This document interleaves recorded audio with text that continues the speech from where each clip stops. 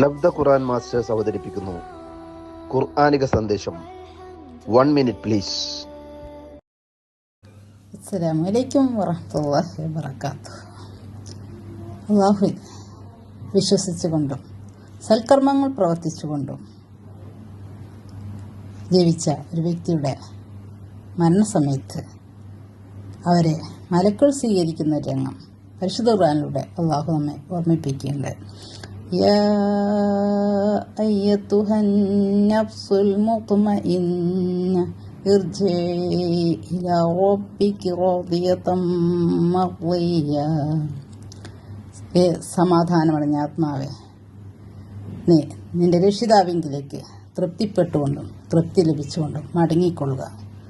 അതുപോലെ മടങ്ങാൻ അല്ലാഹു നമുക്ക് ഏവർക്കും തൗഫീഖ് ചെയ്യട്ടെ. അസ്സലാമു അലൈക്കും വറഹ്മത്തുള്ളാഹി.